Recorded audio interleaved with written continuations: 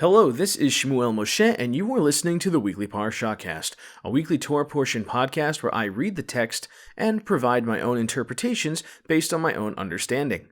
Now, as always, I'd like to remind everybody that I am not a professional Torah scholar, just somebody who wanted to study the Torah. This week's reading is for Parashat Mikeitz, for the 4th of Tevet, 5784, December 16th, 2023. This week's portion translates Mikeitz into at the end, referring to the very first line as usual. Let's go ahead and jump right in. Genesis chapter 41, verse 1. It came to pass at the end of 2 full years that Pharaoh was dreaming, and behold, he was standing by the Nile. And behold, from the Nile were coming up 7 cows of handsome appearance and robust flesh, and they pastured in the marshland. And behold, 7 other cows were coming up after them from the Nile, of ugly appearance and lean of flesh. And they stood beside the cows, which were on the Nile bank. And the cows of ugly appearance and lean of flesh devoured the 7 cows that were of handsome appearance and healthy. Then Pharaoh awoke. And he fell asleep, and dreamed again. And behold, 7 ears of grain were growing on one stalk, healthy and good. And behold, 7 ears of grain thin and beaten by the east wind were growing up after them. And the thin ears of grain swallowed up the 7 healthy and full ears of grain. Then Pharaoh awoke, and behold, a dream. Now it came to pass in the morning that his spirit was troubled. So he sent and called all the necromancers of Egypt and all its sages, and Pharaoh related to them his dream. But no one interpreted them for Pharaoh. Now the chief cupbearer spoke with Pharaoh, saying, I call to mind my faults today.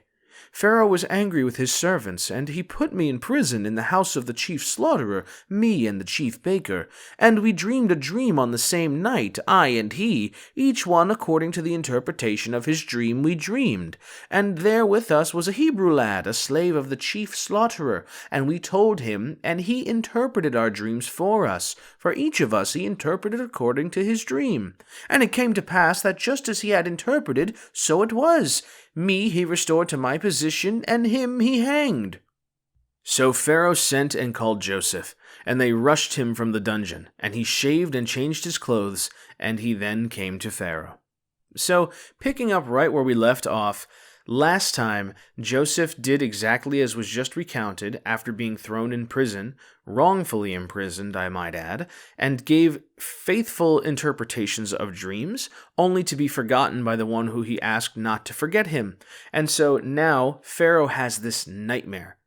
And it is not unusual for prophecies and such dreams to be given, especially to rulers in the old world mythos of various cultures. So Pharaoh receiving, as the king of Egypt, as the ruler, receiving a divine warning or a message is not uncommon. Now, going from here, we have to consider what is going on that none of his people can offer an interpretation. So it says he calls all the sages and he calls all the necromancers, but no one interpreted them for Pharaoh. So there's much to think about here. Why would they not interpret it? Could they not because they were incapable? That's possible. Did they not because they were afraid of telling him what it meant? That is also possible. Or did they simply think themselves not worthy? There are many reasons why, but I think the most simple one is that they simply lacked the skill to truly understand what it was, and this is also what makes Joseph's ability so exemplary, if not all of the things combined. So once the cupbearer remembers, oh yeah, there was that Hebrew guy who I was supposed to not forget that I totally forgot. As it happens, Joseph is called for, and they shave him and changed his clothes, so he basically becomes presentable. This is critical here. You make sure he looks appropriate before standing before the king. Now we can move into the second portion. Chapter 41, verse 15. And Pharaoh said to Joseph, I have dreamed a dream, and there is no interpreter for it. But I have heard it said of you that you understand a dream to interpret it. And Joseph replied to Pharaoh, saying, Not I. God will give an answer that will bring peace to Pharaoh. And Pharaoh said to Joseph, In my dream, behold, I was standing on the bank of the Nile. And behold, 7 cows of robust flesh and handsome form were ascending from the Nile, and they pastured in the marshland. And behold, 7 other cows were ascending after them, emaciated, and of very ugly form, and with meager flesh. I have not seen such ugly ones throughout the entire land of Egypt. And the meager and ugly cows devoured the first 7 healthy cows, and they went inside them, but it was not known that they had gone inside of them, for their appearance was ugly as in the beginning. Then I awoke. Then I saw in my dream, and behold, 7 ears of grain were growing on one stalk, full and good. And behold, 7 ears of grain, hardened, thin, and beaten by the east wind, were growing up after them. And the thin ears of grain swallowed up the 7 good ears of grain. I told the necromancers, but no one tells me its meaning. And Joseph said to Pharaoh, Pharaoh's dream is one. What God is doing, he has told Pharaoh. The 7 good cows are 7 years, and the 7 good ears of grain are 7 years. It is one dream. And the 7 meager and ugly cows coming up after them are 7 years, and the 7 empty ears of grain beaten by the east wind will be 7 years of famine. It is this matter that I have spoken to Pharaoh. What God is about to do, he has shown Pharaoh. Behold, 7 years are coming, great plenty throughout all the land of Egypt, and 7 years of famine will arise after them, and all the plenty will be forgotten in the land of Egypt, and the famine will destroy the land. And the plenty will not be known because of that famine to follow, for it will be very severe. And concerning the repetition of the dream to Pharaoh twice, that is because the matter is ready to emanate from God, and God is hastening to execute it. So now, let Pharaoh seek out an understanding and wise man, and appoint him over the land of Egypt.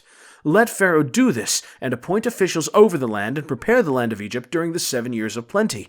And let them collect all the food of these coming good years, and let them gather the grain under Pharaoh's hand, food in the cities, and keep it. Thus, the food will remain as a reserve for the land, for the 7 years of famine, which will be in the land of Egypt, so that the land will not be destroyed by the famine. The matter pleased Pharaoh and all his servants. So Pharaoh said to his servants, Will we find anyone like this, a man in whom there is the Spirit of God? So here we have the interpretation. Pharaoh retells his dream as he recalls it, and Joseph is indeed able to return it. Now he notes that his necromancers, I told the necromancers, but no one tells me its meaning. So, leaning on the previous discussion, is it because they can't or because they're afraid to tell him?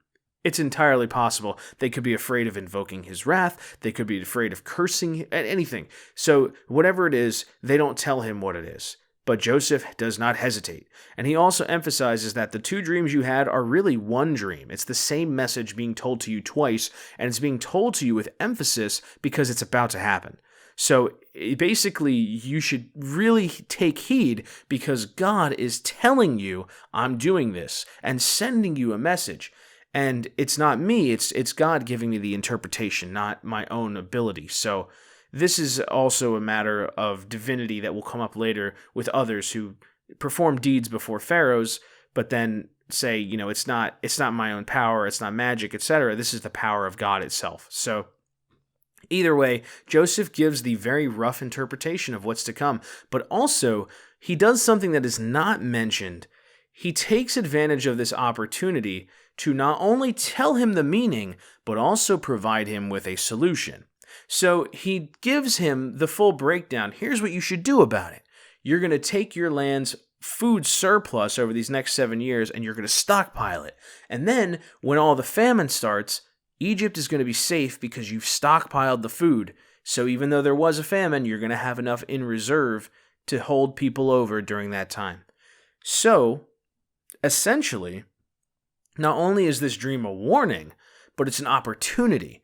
And he suggests that you should absolutely pick somebody who's good enough to handle this responsibility. Well, because Pharaoh is so taken with this gentleman's impressive ability to not only interpret, but also provide a discerning solution, he says, well, who better than this guy? Hey, you came up with the idea. You do it. And so now we get to the appointment. Third portion. Chapter 41, verse 39.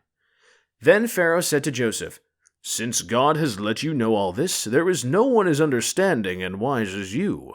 You shall be appointed over my household, and through your command all my people shall be nourished. Only with the throne will I be greater than you." So Pharaoh said to Joseph, "Look, I have appointed you over the entire land of Egypt." And Pharaoh removed his ring from his hand, and placed it on Joseph's hand. And he attired him with raiment of fine linen, and he placed the golden chain around his neck. And he had him ride in his chariot of second rank, and they called out before him, "This is the king's patron," appointing him over the entire land of Egypt.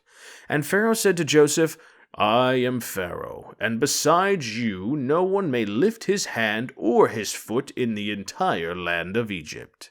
And Pharaoh named Joseph Zaphenath Paneach, and he gave him Asenath, the daughter of Potipharah, the governor of On, for a wife. And Joseph went forth over the land of Egypt.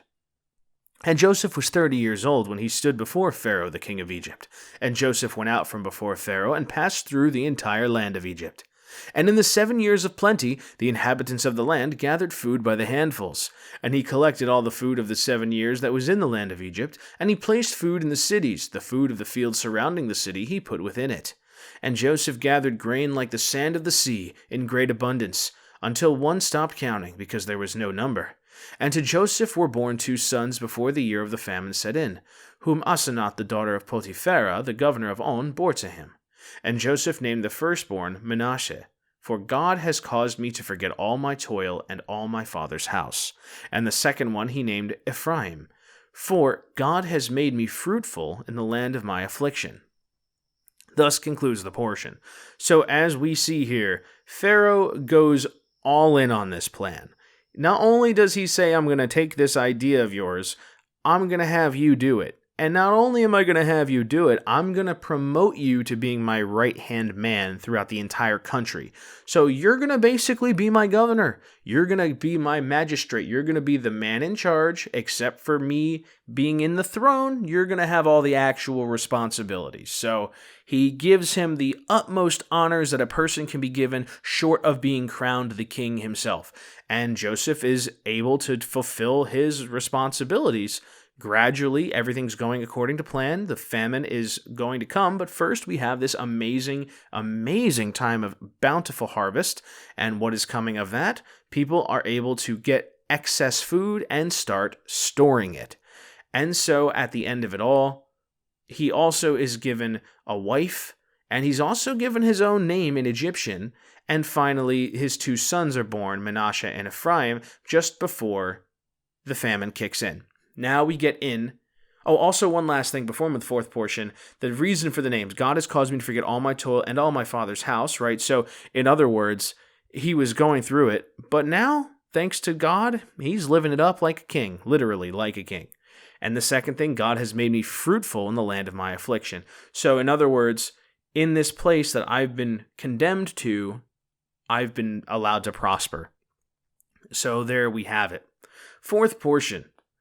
Genesis chapter 41, verse 53. "And the 7 years of plenty that were in the land of Egypt were finished, and the 7 years of famine began, as Joseph had said. And there was famine in all the lands, but throughout the land of Egypt there was bread. When the entire land of Egypt hungered, the people cried out to Pharaoh for bread. But Pharaoh said to all the Egyptians, 'Go to Joseph. What he tells you, do.' Now the famine spread over all the face of the land, and Joseph opened all the storehouses in which there was grain, and he sold it to the Egyptians, and the famine intensified in the land of Egypt. And all the inhabitants of the land came to Egypt to Joseph to purchase, for the famine had intensified in the entire land." Chapter 42, verse 1. "Jacob saw that there was grain being sold in Egypt, so Jacob said to his sons, 'Why do you appear satiated?' And he said, 'Behold, I have heard that there is grain being sold in Egypt. Go down there and buy us some from there, so that we will live and not die.' So Joseph's 10 brothers went down to buy grain from Egypt. But Joseph's brothers Benjamin, Jacob did not send with his brothers, because he said, 'Lest misfortune befall him.' So the sons of Israel came to purchase among those who came, for the famine was in the land of Canaan.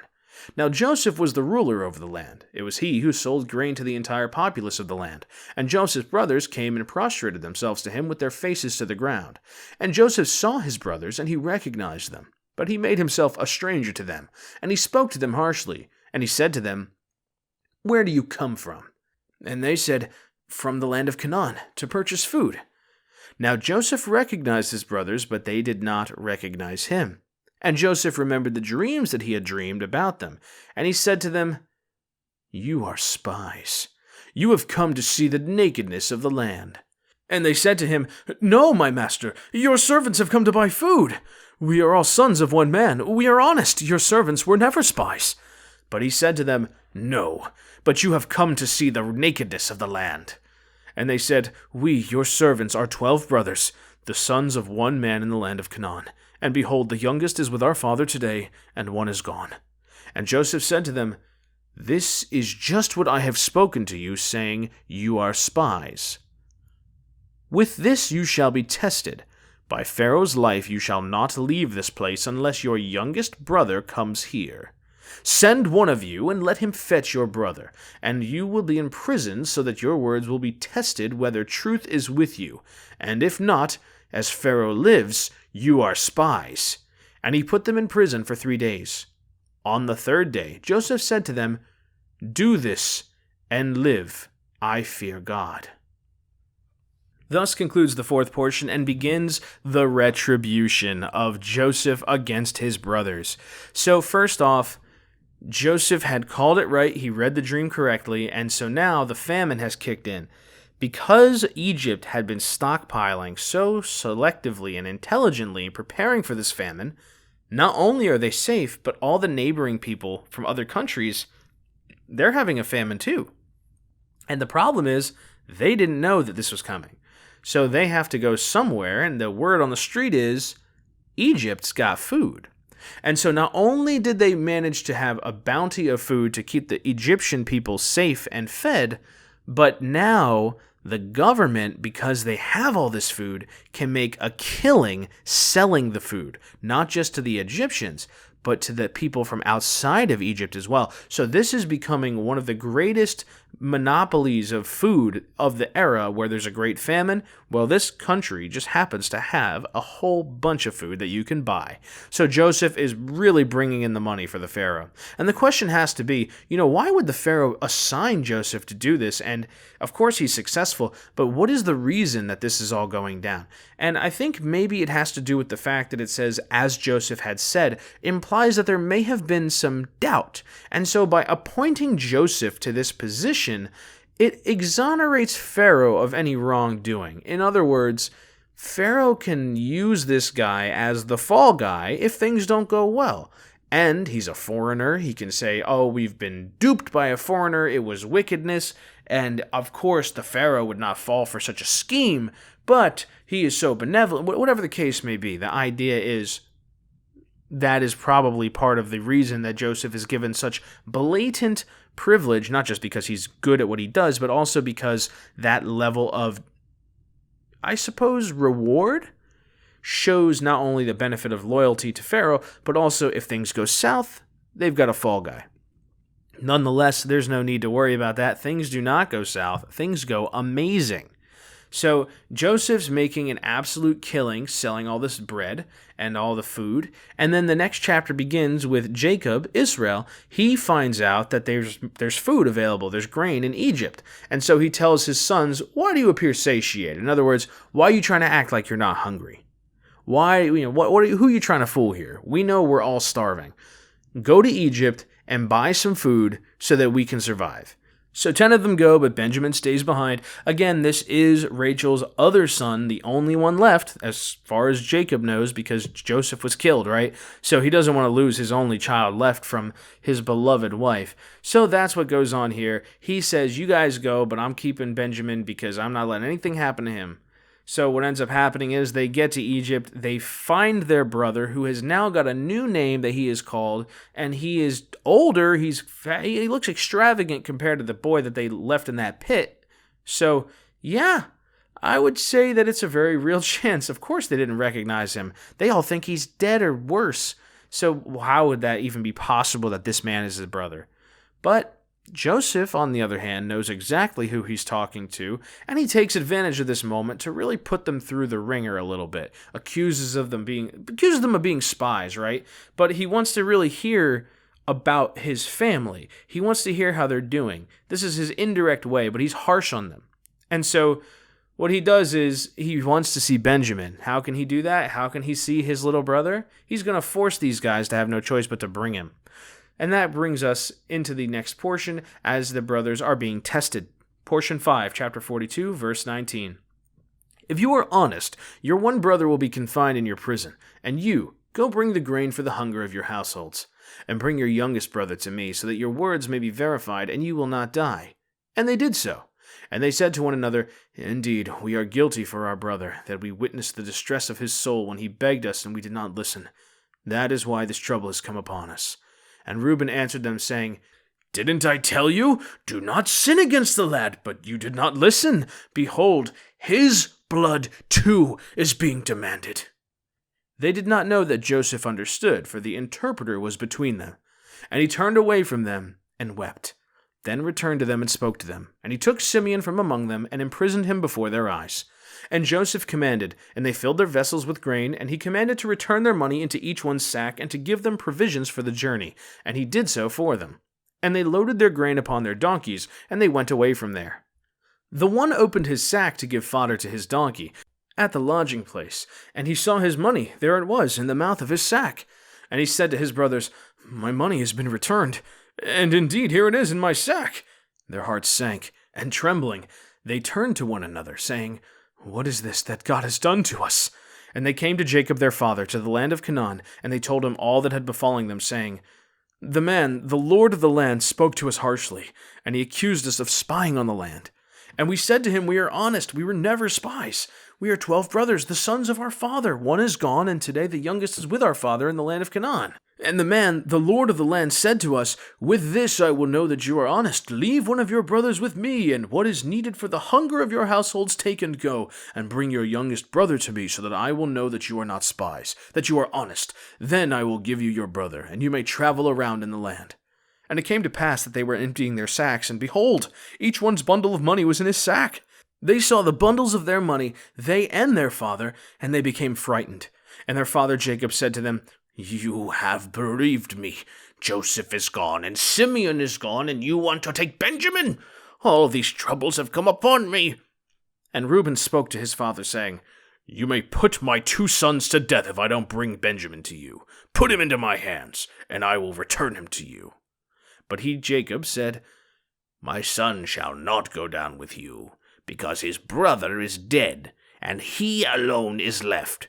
And if misfortune befalls him on the way you are going, you will bring down my gray head in sorrow to the grave. Chapter 43, verse 1. But the hunger was severe in the land.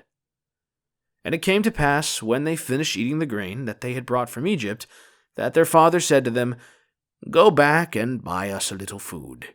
But Judah spoke to him, saying, The man warned us repeatedly, saying, You shall not see my face if your brother is not with you. If you send our brother with us, we will go down and buy food for you. But if you do not send him, we will not go down, because the man said to us, You shall not see my face if your brother is not with you. And Israel said, Why have you harmed me by telling the man that you have another brother? They said, The man asked us about us and our family, saying, Is your father still alive? Do you have a brother? And we told him according to these words. Could we have known that he would say, Bring your brother down? And Judah said to Israel his father, Send the lad with me, and we will get up and go, and we will live and not die, both we and you, and also our younger brother. I will guarantee him. From my hand you can demand him. If I do not bring him to you and stand him up before you, I will have sinned against you forever. For had we not tarried, by now we would have already returned twice. So Israel their father said to them, If so, then do this. Take some of the choice products of the land in your vessels, and take down to the man as a gift a little balm and a little honey, wax, lotus, pistachios, and almonds. And take double the money in your hands, and the money that was returned in the mouth of your sacks you shall return in your hands. Perhaps it was an error. And take your brother, and get up, and go back to the man. And may the Almighty God grant you compassion before the man, and he will release to you your brother and Benjamin. And as for me, as I am bereaved, I am bereaved. So the men took this gift, and they took double the money in their hands and Benjamin, and they got up and went down to Egypt and stood before Joseph. Thus concludes the 5th portion. So here we have it. The brothers have gone, and they have been tested, and now they have lost one of their brothers, Simeon. He is left behind, and so they go back. While this is all happening, though, Reuben brings up the fact that all this stuff that we're dealing with, all this trouble, not only did we lose this one brother, but look what happened to our other brother. Look what happened to Joseph. All this is because of what we did to him, because we didn't look to him when he suffered and begged and help him. This is punishment. This is a demand for his blood that was spilled. And so they don't know that Joseph can speak their language, but he of course can, and he actually is so moved by this that it brings him to tears when he turns away. But he sends them off with all the food that they need, and he also sneaks off a little extra something. He gives them all their money back. So as they're on their way home, they stop in an inn, and behold, oh my goodness, all the money is still here. Oh man, we still have all the money. How did this happen? Oh no, oh no, oh no, oh no. And they're panicking because now it looks like they just stole all this food and didn't pay for it. And they're concerned that this mistake could be grievous.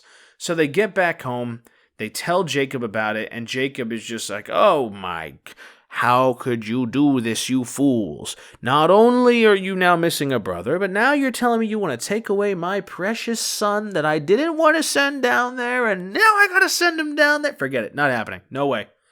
And so they're saying, Reuben's like, I will give you my sons for this. My sons' lives I will give if we don't fulfill this. And Jacob just says, nope, not happening. But hunger changes a man. And they ran out of food again. And so Jacob is like, go get more food.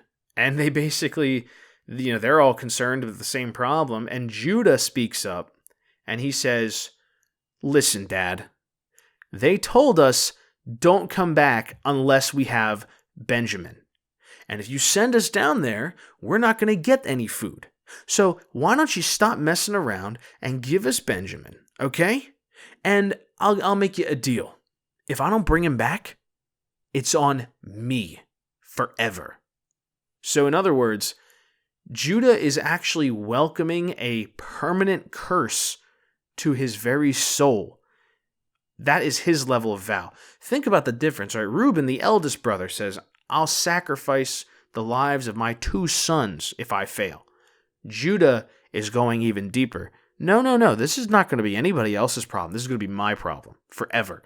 So he's basically like seriously stepping up to the plate, which is also significant because he's the one responsible for the things that happened to Joseph in their extreme, and things were his ideas and how could we benefit from selling him, blah, blah, blah. So Judah has been a very up and down sort of character between these last several chapters of the Torah.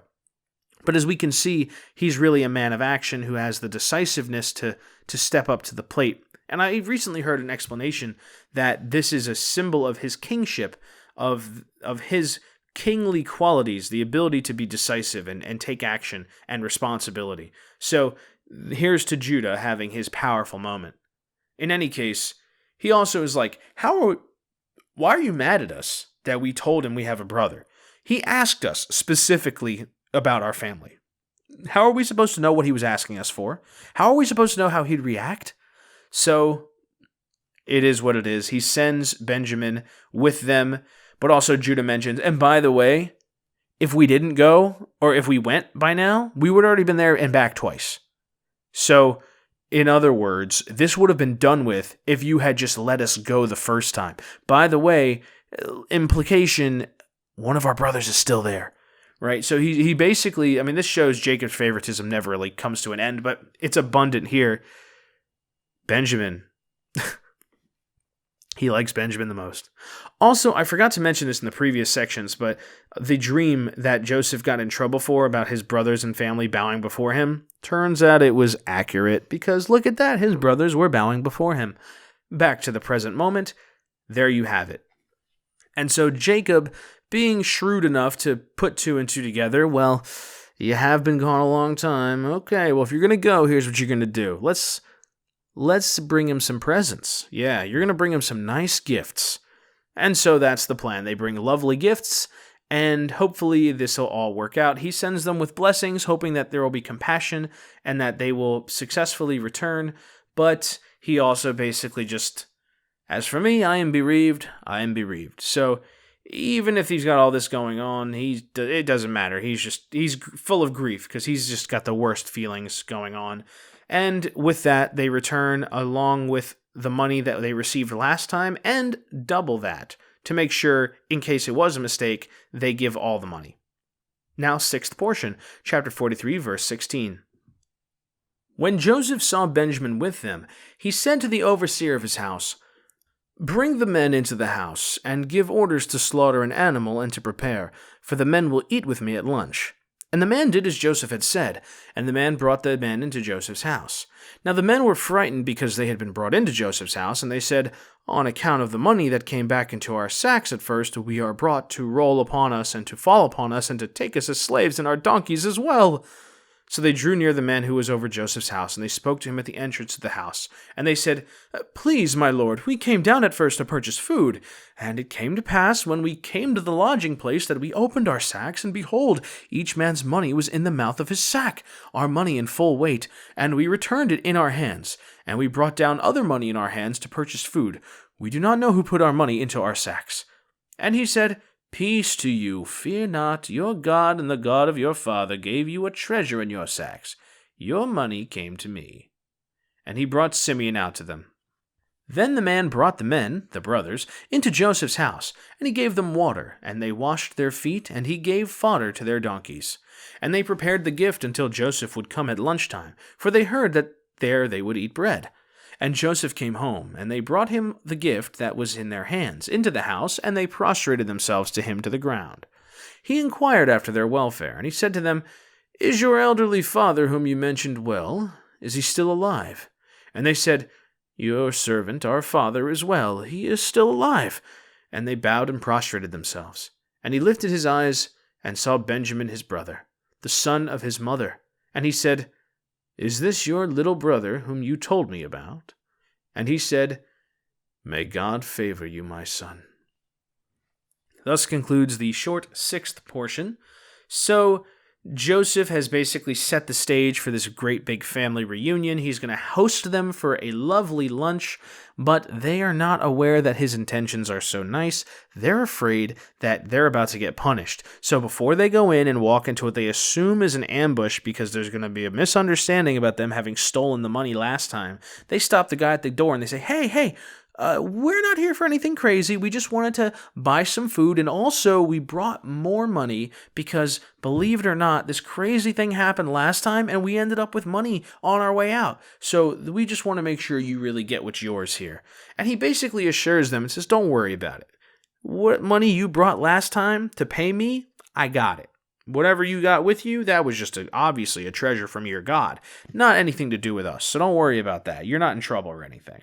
And then they go and they meet Joseph, and he looks upon his brother really for the first time, and he blesses him and asks about his father and all that, and finds out how his dad is doing.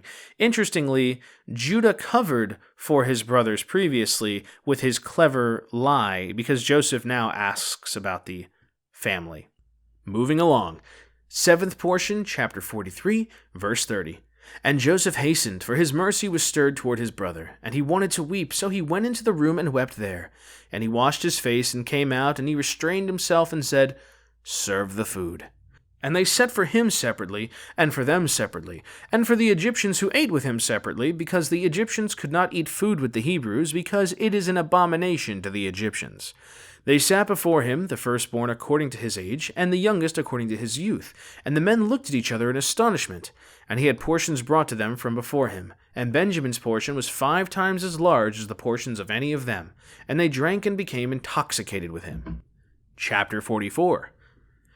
Then he commanded the overseer of his house, saying, "Fill the men's sacks with food, as much as they can carry, and put each man's money into the mouth of his sack.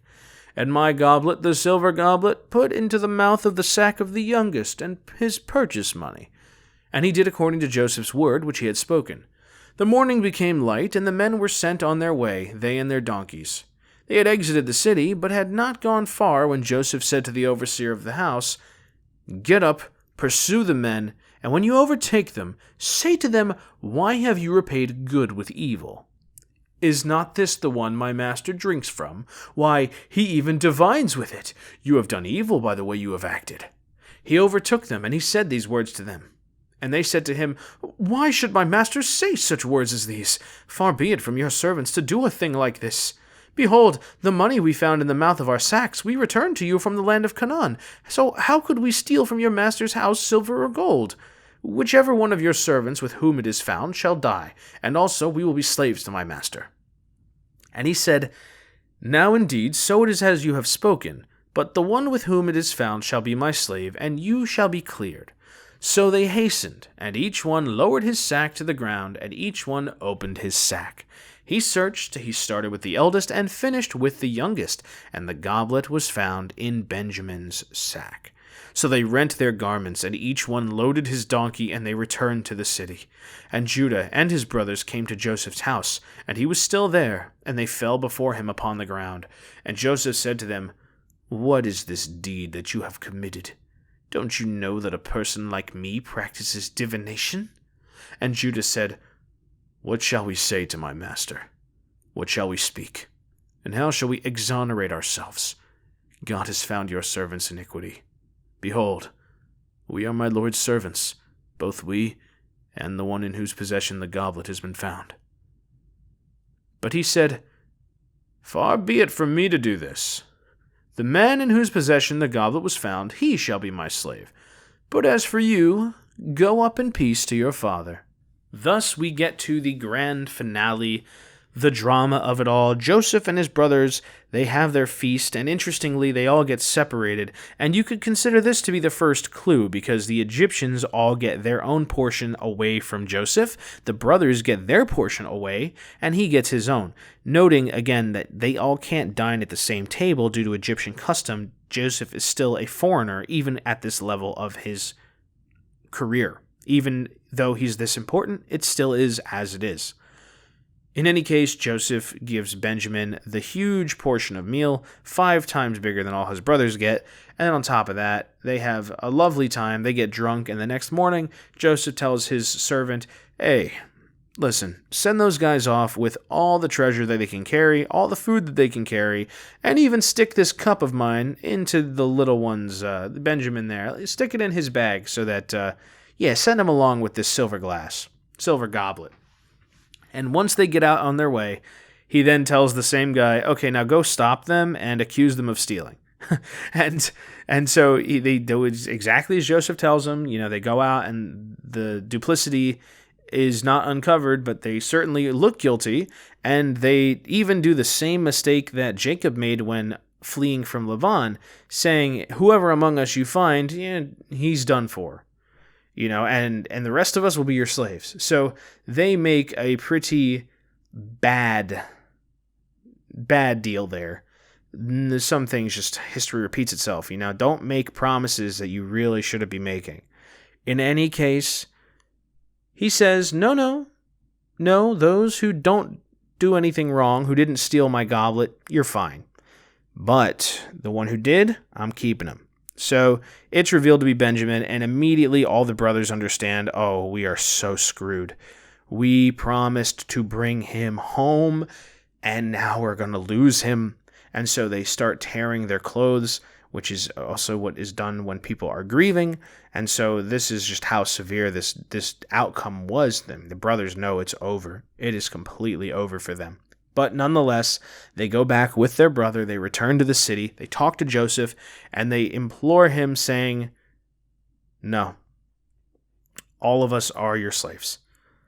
With what we've done, with our sins, this is God's will. Take us as your slaves." And he says, "Oh, who am I to do such a thing? No, I'm not going to do that.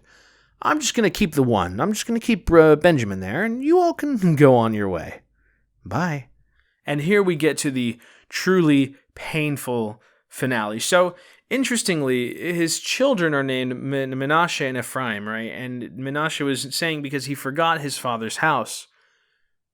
As it is, here he is now in the house of Egypt.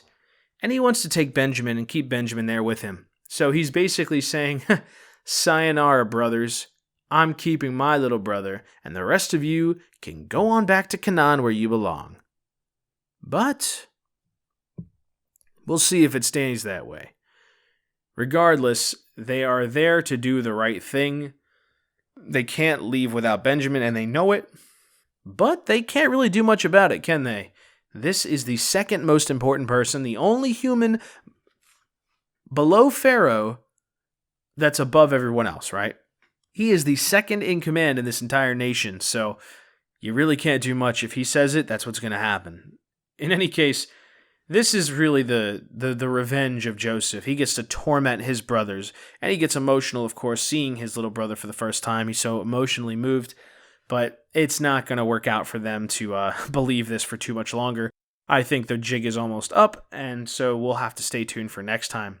But it is always worth noting as we conclude this week's Torah portion, if we think about the stuff that Joseph went through in this entire journey, it started as a miserable, miserable burden. He was enslaved, he was wrongfully imprisoned, and now he is the man. He is running Egypt for the Pharaoh. He is as high as it gets. And it wouldn't be possible if not for what had happened. So, in other words, this horrible misfortune was all well in place for a good reason. And so, we have to look at it with the good and the bad, right? We have to understand that there's a bigger purpose when things go awry. And even he himself has acknowledged, you know what? I am fruitful in the land of my affliction. He named his children after his experiences. So that's very significant. But then also, when the shoe is on the other foot, now we get to see what it's like when he has all the power and his brothers who did this to him, they are at his mercy, bowing to him just as he had dreamed all those years ago. It's kind of beautiful in a way, but also his brothers have stepped up to the plate and been better than they used to be. In other words, he can see that they have remorse for what they did, but he's not done giving them a little bit of torment. So with that, we're going to go ahead and wrap up this week's Torah portion, Mikeitz, and I hope it was insightful. I hope you learned something new, and if you'd like to have a little discourse about it, you know how to reach me, right? Leave a comment, let us know, and we'd love to discuss more having to do with this weekly portion or the overall messages that come generationally. Maybe people will finally learn to stop making these really extreme vows when they don't realize that somebody has done something that they don't know about. You never know what danger you're putting yourself into. In any case, we'll be continuing next time with the next weekly Torah portion. Until then, this has been Shmuel Moshe with the Weekly Parashahcast. Thank you for listening. We'll see you next time. Baruch Hashem.